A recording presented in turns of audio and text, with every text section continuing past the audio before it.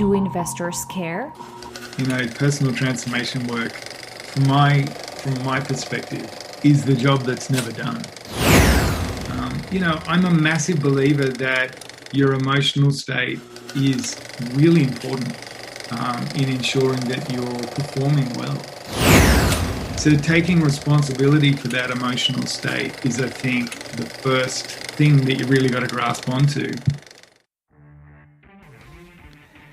So, you had a great idea, brought in some mates to get it going, and managed to hustle some money off your family and friends. The business is growing and now you need more cash to step on the gas. What do? For many founders, this is the moment where they look for external investment, for venture capital. We were curious to find out how investors think about the emotional life of the people they have invested in. Do they care? Is it their role to get involved? It was eye-opening to learn that for many VCs, the emotional resilience of a founder does not feature as a factor for the success of the business. Not so for Simon Cant, co-founder and managing partner at Reinventure in Australia. Simon's views are informed by his personal experience. He talks very candidly about his own bumps along the road and how he himself is accessing help. We're exploring how you learn as a founder to manage the conflict between your thoughts and your feelings, how you get to the point where you take responsibility for your well-being and come to the recognition that, quote-unquote, it's not something that happens to us. We also learn how Reinventure helps their portfolio companies, and we examine the question if investors should pay for the support. Simon also shares how he manages the tension between being an investor and a coach. The recording happened during the COVID pandemic. We also take a small detour where we look at how the situation affects founders, and we draw the analogy to the grieving process. Please meet Simon, and occasionally the background is dog. This is Naked by the Future Farm, where entrepreneurship is stripped to its vulnerable core. Brought to you by Vladi and Nektarios Lolios. And remember to subscribe, follow, and rate Naked to help us share it with the world. Welcome, Simon. It's lovely to have you. Simon, who lives in Australia and is starting in from autumnal Sydney, whereas we have here the first glimpses of spring in London and in Prague. So it's quite an international conversation. We're very excited to have you with us today. I am a partner and a co-founder with Reinventure. We're a fintech venture fund. We started out in 2014. We've now got 3 funds with about 30 companies that we've invested in to date. And this is my second time being involved in venture capital. Did you always kind of or was it that you always knew that you wanted to go in the investor space? Because I know very little of the background, right? So I'm curious. Yeah, no, to be honest, I mean, in Australia, venture investing is not something you ever would have left university thinking you were going to have a career in it. Well, certainly not the time I left university, which was back in the 1990s. So no, I didn't ever really plan to go into venture capital. In fact, I was a lawyer originally with one of the big international legal firms. But I quickly realized that being a lawyer wasn't for me. That was the one thing I got very clear on. That in a sense, as a lawyer, you were a professional worrier. You were just outsourcing people's worry for them. And, there's people who are much better at doing that than me. So I looked for more creative things to do. This is and I'm curious because for a lot of, I guess for us, but also for a lot of people we talk to, when doing this kind of a jump or a leap, and it doesn't have to be necessarily a jump, it can be even a climbing towards a different journey, there are other support mechanisms beyond ourselves, looking inwards. Was there something else for you than, as you described, that you actually worked quite deeply with yourself? There wasn't really, to be honest. I wish there had been. It wasn't, there was not a culture of personal transformation going on in the mid-90s in Australia. And, the best support that I had, to be honest, was, despite generally being in law, you're surrounded by very intellectual friends. I was incredibly fortunate to have some very dear friends from high school. And I didn't go to a competitive high school. I ended up going to a tiny little high school that was full of all sorts of eclectic people. It had actually been a girls' school that had only turned into a boys' school 4 years before I joined. So there were 30 boys in my year and 70 girls. So I think I learned a lot about my own emotional world and how to, Oh, that sounds nice. Negotiate that and how to connect with it, both from a much less kind of intellectually driven group of friends that I walked away from high school with. And if anything, they probably supported me through that transition by showing me that there were other ways to think about life than the ways I typically thought about it. That was luck. It appears that, well, first of all, talking to you, you are a very self-aware person, right? You're very articulate about what's happened to you in your 20s. A few years ago, you wrote this very insightful blog post about another moment in your life where you had a fundamental recognition. I'm trying to understand how it works. Okay, if you walk through life and you think you know what's going on inside you, you still fall back into patterns where you kind of ignore that, right? Because that blog post that you wrote was very much about, I started this journey with reinvention and it was amazing, et cetera, et cetera. And there was this point where I realized that, oh my God, something is fundamentally not working.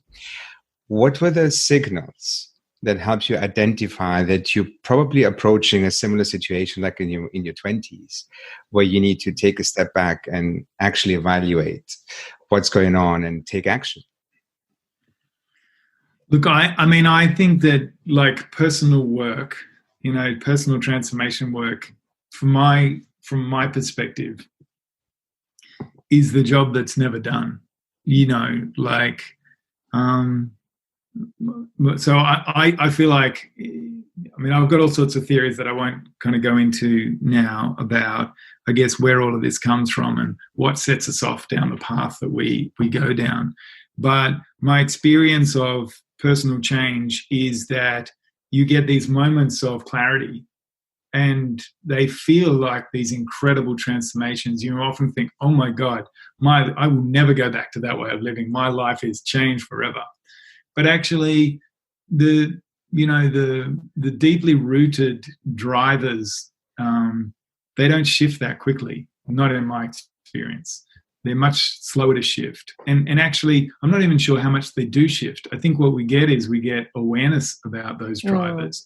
We hopefully get notice that they're arising and are able to consciously go, I'm actually not going to make the reactive choice that I want to make. I'm going to think about the choice that I make here and try and choose a higher order choice. So, it's a version of the price of freedom is eternal vigilance. The price of personal freedom is similarly eternal vigilance about your own drivers and reactions. And so I started a journey in this new fund, and again, I felt like it was an incredible opening moment that was inspiring. It was just full of energy and excitement, full of hope. But, invariably, some of my old patterns would slip back in. And that's what I talked about in the blog, the way that I would start second-guessing my own guidance about which sort of companies I should be investing in, what founders to believe in. And in second guessing it, I started to trip myself up.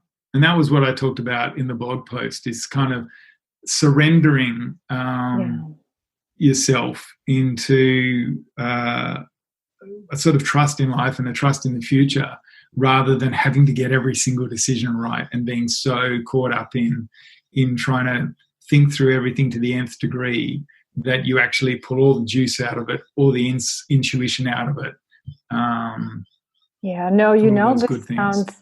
So we'll obviously share the blog post in our notes for the podcast, but I just want to kind of build on this because you said something interesting when you were describing your kind of transition from being a lawyer and maybe even before, where there was this checklist, right, by which we kind of consciously, really driven by mind, we want to solve the problem or challenge we have ahead of ourselves.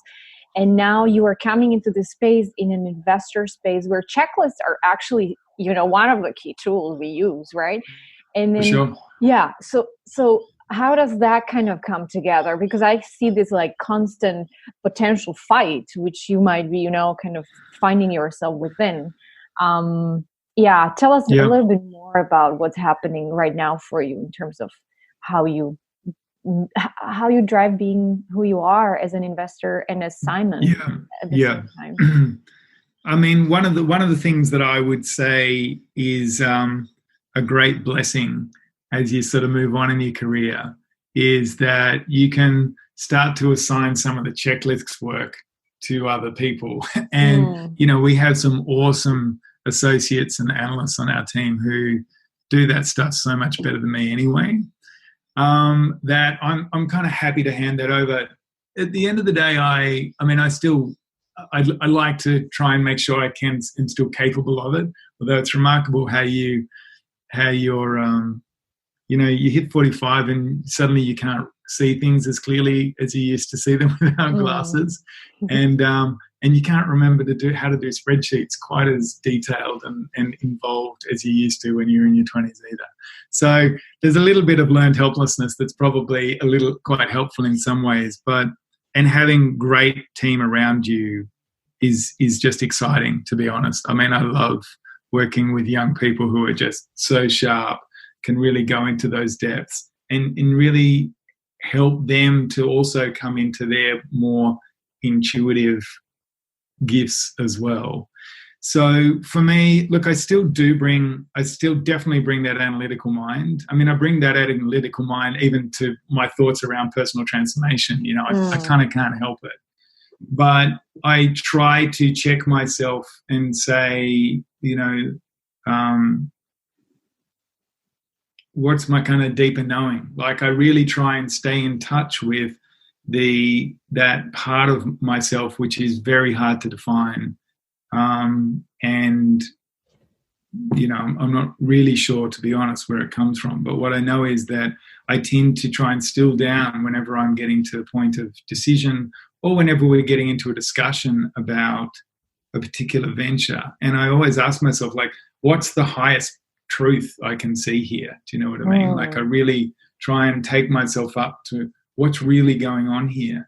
And, I think different people probably have different ways of engaging with the world generally and different strengths around that. But I think if you can really tap into that part that I know that we all do have at some level, then I think it can be very powerful and insightful guidance in making decisions. But you need to be sort of consciously draw yourself in, and it doesn't mean that you're not using checklists. Yeah. Our podcast, what we're trying to do with the podcast is attract people who are looking, people who have maybe a feeling that something isn't working exactly the way they wanted it and may not have necessarily the right kind of mindset or the right vocabulary to define or recognize what's going on.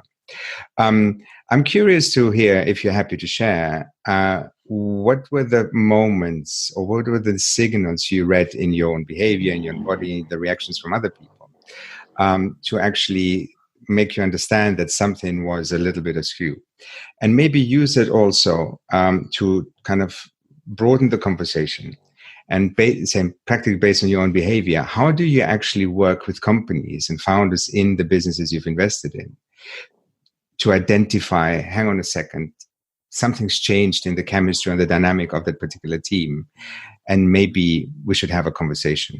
So it's a two-flavored question. Yeah. Yeah, it's interesting, isn't it? Usually, I mean, reflecting on your own process is, I guess, a great thing, and it's something I try and do a lot. But it's interesting, that particular aspect, like knowing when I'm not in the right place and when things aren't working. I just know I'm not having a good time. To be honest, that's probably the best way I can frame it. You know, things are just not working for me. I'm missing things, and you know, it'll come out in my performance. Like I'll pick a venture that turns out to be a total dud, and I'll go, wow, okay, something went wrong there. Like what on earth was going on? And I look at my decision-making process and go, how did I get there? You know, what was going on for me? And it's when I do that, it's usually in the rear view mirror that I can really clearly see it. Because when I'm in the moment, unfortunately, I'm often too, you know, caught up in that, in that stuff, in those reactions and those drivers, to be able to step aside from them sometimes. But if I can see that I'm starting to get there, then I will do what I can to try and, you know, deal with whatever's creating that offness that I've sort of found myself in.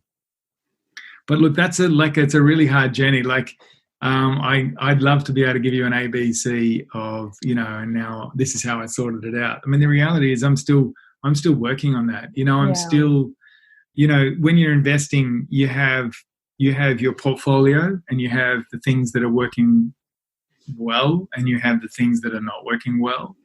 And the things that are not working well, they really, you know, I think one of the great skills actually to be a good entrepreneur is actually to be able to let go of some of the stuff that's not working well and not carry it around too much, because you know, wherever you put your attention tends to expand, right? You ideally want to be putting your attention into all those things that are working. I think as an investor, when you're putting your attention on those things that are working, you end up connecting with more ventures that will work. I think when you're putting your attention on those things that aren't working, suddenly you're bumping into other ventures that are also potentially not going to work. So there's a little bit of that success breeds success, which is, I think, in investing, part of the there's an internal version of that as well, right? Which is that focusing on what's working brings more of what's working. You know, I'm a massive believer that your emotional state is really important in ensuring that you're performing well. And it doesn't mean that you need to be happy all the time or elated all the time, but you know, if you are angry, if you are walking around with a bunch of shame, if you are feeling like you're failing and feeling like you're not doing well, you will carry that into everything you do and you will not be performing at your best. So taking responsibility for that emotional state is, I think, the first thing that you really got to grasp onto. And I think taking responsibility in part requires the understanding that actually our emotional state is not something that happens to us. Our emotional state is something that we have some level of control over. You know, now I don't think we have total control over our emotional state. You know, there's this cycle, right, between our thoughts and our feelings, and we don't have total control over our thoughts, and we don't have control over our emotions, but they get this momentum to them, and you're getting these great thoughts, great feelings, or you're getting these negative thoughts, negative feelings. And you've got to find ways, if you were going into a negative version of that momentum, you've got to find ways to short circuit it. And that is where things like meditation become important. I think meditation can break that momentum a little bit, but I also think there are other ways that you have to use as well as meditation. You have to bring some level of consciousness to what state am I in now? You know, when I'm having this in this board meeting, am I angry? Am I feeling shame? Am I feeling defensive? If you carry those things into any of your engagements, they will play out in how well you operate in that space. So I think taking responsibility, learning how to manage it, learning how to bring that emotional state to your consciousness is, I think, really important. And it's interesting, I think, investors typically, my experience is investors are they can be a pretty cool bunch of cucumbers, where they're actually they keep their emotions under a reasonably tight rein. Maybe I can put it that way. And I think that's got its strengths and its weaknesses as well. But, I think entrepreneurs much more so can be a very emotional lot. Yeah. I think that's where the energy for entrepreneurialism comes from. It's that hunger, it's that passion, it's the inspiration, all of those things. The energy that drives entrepreneurs to sort of, break out where other entrepreneurs are plodding in some cases, for example. But, I think for emotional entrepreneurs, their journey is to learn how to have some level of control over that journey, because the same drive that can take you to incredible highs can also take you right down. And so the work I do with entrepreneurs, I would say that's where I actually get the most joy, to be honest, is in working with entrepreneurs who are these kind of untamed, creatures, and giving them some of the tools to learn how to manage their own emotional space, their own emotional state, so that it doesn't become, existential for them. You are listening to Naked by The Future Farm, where entrepreneurship is stripped to its vulnerable core. Is it something you do in a proactive way? Or is it something where you wait to see how they behave and you kind of come back with, hey, by the way, I've noticed this, shall we have a conversation? Is it something that you do in a structured way? Not as much as I probably would like. I probably should do it in a more structured way. I'm mindful of the fact that it's tricky as an investor. So while I enjoy that work, I can't be their coach at the same time. I can't just be their coach, because they're always going to have some point where they're like, oh, can I say that to Simon? He's my investor, and we've been hearing this a lot from them. Of course. Dilemma. And I think it would be hubris to sort of think that I can be their coach, as much as I enjoy it. And I do think that as an investor, you have a role in helping your entrepreneurs, to go on their personal journey. You're part of that, but you're not actually the counselor or the coach in that. And while you can bring some awareness to it, you can't try and get inside their heads too much and demand full access to what's going on for them, because I don't think it's fair, because they know that they'll feel that they have to say, oh yes, I'll tell you what's going on for me, but they're invariably going to feel a point where they don't feel comfortable. So I do try and encourage our entrepreneurs to have a coach and to have a counselor. I then also work with them where I can to share the insights that I can. If I see them going through an emotional patch or an emotional struggle, I'll try and share what insights I can, usually at that point in time, because I can see what they're going through at that point in time. If it's to do with an investment and we're making the investment and we're in that sort of other side of the table period of time, I also know that it's going to be almost impossible at that point for me to be as helpful and for them to be as open with me as I might like them to be. But at other times, I can absolutely play that role. So is it structured? No, it's very much point in time, feeling what's needed when it's needed. I do encourage them to try and get structured support. And I actually personally believe that entrepreneurs should get structured support. I mean, I can say for me personally, I have 2 coach/counselors that I speak to. One's a man and one's a woman. Good. And balancing I see the them as energies. bringing, yeah, absolutely. And I have been working with them now for 7 years. So I think there's incredible value in working with someone who actually has history with you and who has seen you through different climates and different times in your life.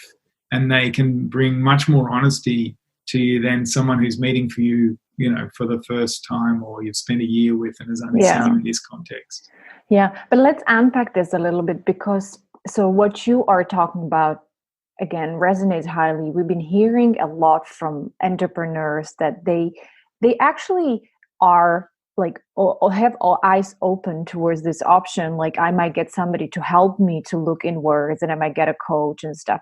But a lot of times, as a founder, as an entrepreneur, you look on your cost sheet and you are like, if I'm investor backed, how would I even defend this cost? So a lot of time they're saying that my investor does not necessarily has that awareness that this is an important investment for me. So here, like, hearing from you that as Reinventure, you guys are, and maybe I'm assuming, but please talk to us a little bit more about this, that you are openly talking to your portfolio that this is something important there. You should get a coach, invest into. What else can investor do in that regard? Because we've been hearing that having an investor is actually one of the key stressors for the founders and creates, the pressure for mental, emotional health. So here we are in this dilemma of like, so what else can investors do? And also for those investors, I mean, I think investors should value it. I think they're crazy not to value it. So, I mean, we have, we've actually experimented with different models over time, but, we subsidize coaching for our entrepreneurs. Okay. And we encourage them to use that. In fact, particularly during this whole COVID crisis, we've created an arrangement where they get 3 free sessions with them, and then, we'll continue to subsidize some of the work. I think there's value in the entrepreneur making some of the investment out of their own, doesn't have to be their personal pocket, but out of their broader sense of pocket, because you do get that phenomenon of, if you haven't made the investment, you don't value it. But, certainly some of the best investors from my experience of them,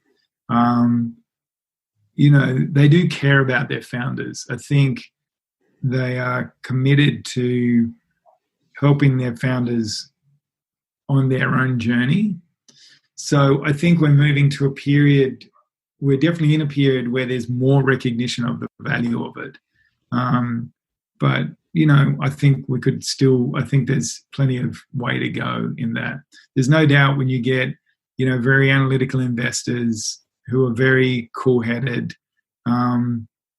they can easily sort of undervalue the importance of the personal journey and managing emotions and things like that. If you're someone who's got your emotions under lock and key, and someone's telling you, an entrepreneur comes to you and says, I need some support, you're like, well, just get it together, And I see that attitude in people, and I'm in the fortunate position where I can sort of set the rules as to how we operate, but, I think it's not universal.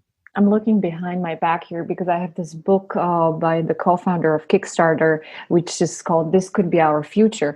And it's interesting because what you're talking about relates to what kind of the premise of the book, which is about new value creation in the system. And I'm just thinking, do you think that everything what you just described actually requires that shift, that investors are actually going to value also different value creation, that the financial value which the companies, the ROI which comes from the in portfolio? that might be also on the value of, okay, how those communities, we have all this social impact sphere, but it goes beyond. Are you seeing anything of this around ourselves? Yeah, no, I am. I think that stuff ebbs and flows a little bit, because I think you get people who are passionate about it, and then you get window dressing. You get that cycle, like the passionate people, and then you start to get a bit of window dressing, and people are doing the right sort of things, but it's not really creating any value. And then you get the cynicism that says, "Oh, why are we doing this anyway?" And So I do think it ebbs and flows.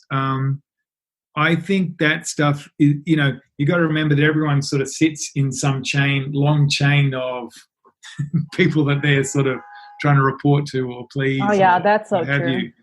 So, we have LPs, and the LPs have their own views. So if I say, oh, we're going to value X, Y, Z, then I have to get my LPs to agree on that.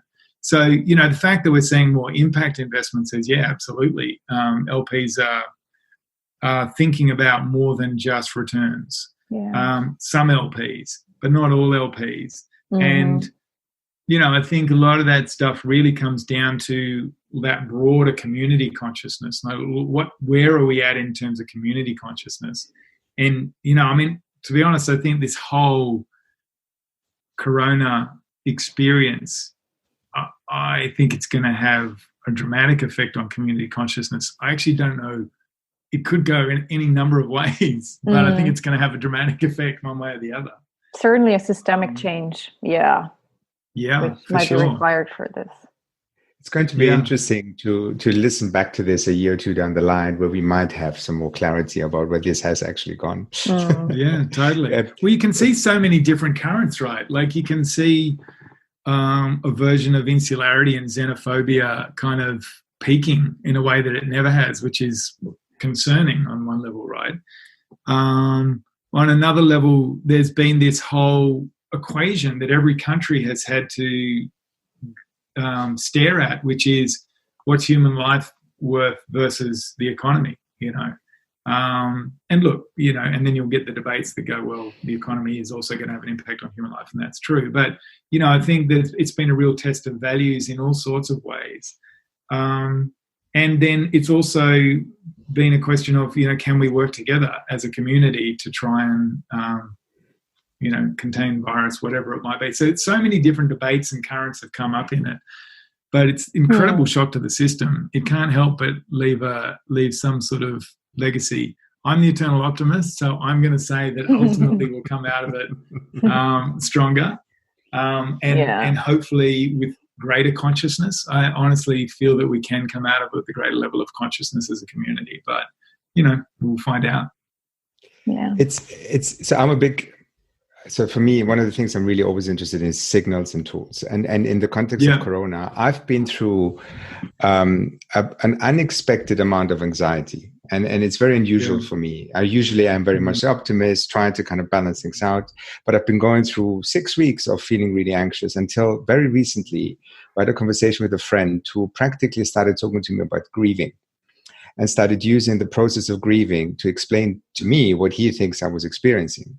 And I was like, what are you talking about? And then he said, look, Kubler-Ross, you've lost a lot of things that you care about, which is your freedom to travel, your freedom to enjoy culture, your intimacy with people, because I like having people around and I develop thought in conversation with other people. And when he kind of put this in my head, suddenly I realized that a lot of the things that I have experienced could be really tagged with grief, with elements of grieving. And the moment I had this lexicon, and at the moment I had categories for the stuff that I was experiencing, I felt much more in control of the process. Yeah. So for the first time in 6 weeks, I'm feeling a little bit more relaxed. But I still want us to talk a little bit about tools. So going back to the conversation we have about your portfolio, because when you talk about the way you look at founders, you kind of encourage them to do to have an element of introspection and self-awareness, and also the stuff you provide. You talk about coaching predominantly, but would you also have other things you can recommend to a listener, especially somebody who's at the very early stage of this, that they can tap into before they even get to, hey, I need somebody who will help me structure my thoughts? Um, sorry, I've got background dogs who are obviously. Yeah, we all love dogs. Mine is just behind the door here. Can I, Nektarios, is it okay if I actually just talk briefly about your grief point? Sure. Momentarily. Yeah. I think having a lexicon for grief is incredibly important, and actually having permission to feel grief is actually incredibly important. And yeah, Kubler-Ross talks about the 5 stages of grief, right? The sort of denial, the anger, the bargaining, what is it? I think despair and finally acceptance. Yeah. Depression, I think, and then acceptance. And look, there's no order to them. They're all over the shop, and it happens. And it's just different emotions that can come at you out of the blue. And I had exactly the same thing. I had a lot of anxiety in the very early phases of this. And I've also noticed a couple of times when I've just had these kind of outbursts, and I almost have no idea where it's come from. But one of the things I would say about grief is that, grief on some level is actually one of the ultimate personal transformation tools. When we have feelings of loss, when we actually letting go of a way that we used to deal with the world, there is almost always grief associated with it. And often that grief is more connected with a particular experience. It might be the failing of a company. It might be the failing of a relationship. We grieve the relationship. If you can be with that grief, then actually what you can grieve is that aspect of you that created that failure, And if you're going to transform that aspect of yourself that was intimately involved in that failure, you have to be able to sit with the grief and let it do its work. Face it. Because grief does do work on us. And what I've seen, and when I talk about this, I also, my first marriage, didn't work when I was in my 30s. And that was an incredibly transformative period for me as well.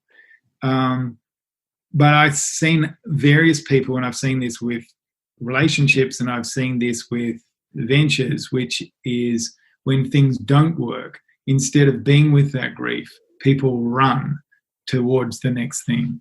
And they either run towards the next thing or they sit in that place of anger, resentment, blame, and it doesn't shift. And sometimes it can really calcify that anger.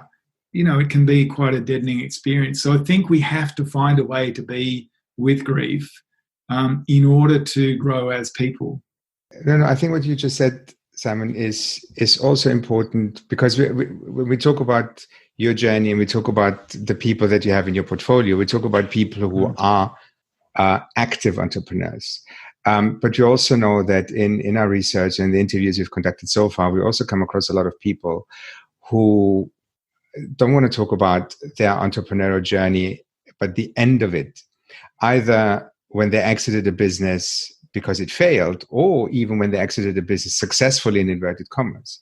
And then they had to deal with a period of loss and mourning and grieving and not knowing what's going on.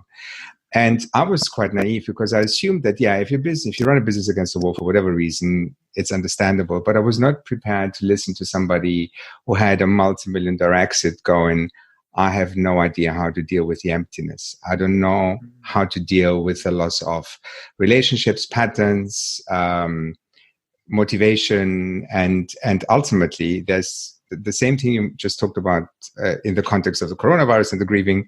We can apply to that as well, right? So what you just described is really insightful, and I hope that we can also kind of draw a lot more out of this than just the kind of the very high level headlines of our conversation. This is something we can probably talk for an entire episode just about that, right? Yeah. Well, there are frameworks that sort of take us there. Do you know what I mean? Actually, this is the whole framework of the hero's journey.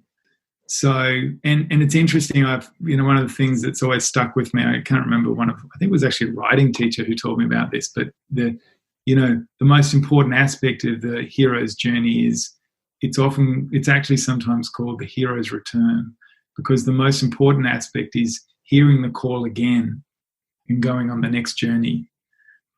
And it's the failing to go on that next journey which involves the calcification. You stop and you get stuck and you go, no, I don't want to go on some random new exciting journey of my life. Like, I'm done with excitement. I'm out. So I think, these frameworks are actually useful in helping us understand the patterns and the experiences we're having in our own life. And thanks for talking to us about those frameworks, because I think they might not be that familiar to everybody. It's very refreshing to hear this from you, and even when I use that head of yours from an investor, really, it sounds different. Yeah. Look, I think as Nektarios said, like, we could go on for another hour, but let's kind of slowly wrap up here. We have this one question which we try to ask everybody. Let's see how that kind of runs with you, which is, what topics or themes do you feel that we could talk more about within the founders, entrepreneurial investor space? What is it that needs to be talked more about? Well, I mean, look, I think these are the things that need to be talked about. I do think that the personal journey needs to be talked about, but I think connecting that to value is something that would be great to understand. I mean, I think you asked that question before. Are people getting away from only needing to see the sort of bottom line result? And I would say not really. Like, I think people are by and large still pretty much focused on the bottom line result. I think connecting this sort of stuff to value creation is actually quite important if you're really going to give it the attention that it deserves. But sometimes, my great learning has been, sometimes you just have to let go. So, what an amazing conversation. Yeah, very refreshing. It landed, like, I have this good feeling now in my body. What do you mean by refreshing? I guess just after having a bunch of conversation, which were in privacy or in private way with many investors around the world, it was mostly this response like, oh yeah, it is important, but you know what? It's not our role really to step in. And that's kind of where we usually ended the conversation. So seeing somebody in that role being that deeply reflective of the need, and also, like, I guess the fact that, yes, he said that, you know what, there might be boundaries, and we are trying to work around those boundaries in terms of how deeply we can actually support entrepreneurs. That's the part I found refreshing. So it wasn't black and white, but he was very aware. That was it for me. I mean, it would have been, for somebody who's as differentiated in his thinking and as aware, it would have been also odd to, if he were to present this as this is the only way and there's a right and a wrong, right? Because he's not binary. He sees all the nuances. And I think it was interesting how he also a little bit kind of didn't equate his personal journey with, he didn't make a clear connection with, hey, I've experienced this when I was in my 20s, and then I did it again when I was in my 40s. And by the way, this is the reason why I'm looking at the portfolio from a perspective. He has his much more fundamental. But I guess when we were talking together about that, this is a continuous journey, I think that's where I found it, where it was like, the 20s was one, like, as for a lot of us, is like, we have many kind of bumps on the way, and they all teach us something. So that's kind of how I absorbed it and understood it. The part where we were talking together about that this is actually wider change, that's where I was like clicking. The fact that we said about the systemic change, that this is not just about founders who need to change or approach this more self-aware. It's not just about the investors, but there are also people like LPs, right? The limited partners who invest into investors, who put the metrics and, co-create the value system. That's where I'm like, yes, that's it. But how do we, I guess, start many small fires to start pushing that shift, which is bigger than ourselves as individuals? That's the big question. I'm really interested, maybe even further together to explore. And it's also when he said that it's a shock to the system. And I think a lot of those big changes and shifts really, unfortunately, I guess, but maybe that's how it works, that there needs to be a revolution, there needs to be a shock to kind of get you, shaky and basically let you know that something is not working well. Like I've heard entrepreneurs saying the system is broken. And I think that's like, Corona, it's kind of for me a manifestation of that, maybe, of that impulse to look back and be like, phew, what do we do now in a bigger scale? Yeah, there's the reset button that some people think this thing is pushing, right? It's pressing. It's it merits an entire long conversation just on that, really. But it kind of triggered me in a positive way. I realized that we were talking, my brain started wandering because I was trying to process some of the things he was saying. Yeah. I loved when he said, and maybe that was the pragmatic mind of his, and also that's probably how I process information as well. When he said, like, for this to make it work, we need to connect it to actually some evidence, some, metrics to enable us to actually measure or bring up that evidence that having a more emotionally healthy journey as a founder can lead to a better success of that venture, and then the investor's portfolio and the system bigger, and the system at large, I guess. And I was thinking, yes, so that's the piece probably we need to be all kind of doing more work on, is like exploring what those metrics are and bringing some of those evidences, although it feels like we shouldn't need to, but I guess that's, how a lot of the change happens also. You've been listening to Naked by The Future Farm, where entrepreneurship is stripped to its vulnerable core. To learn more about our work, sign up to our newsletter or visit thefuturefarm.co, where you can also apply to be a Naked guest. Naked is produced by Dan Tržiel, coordinating producer Alena Diamidava, and edited by Catherine Dworkin.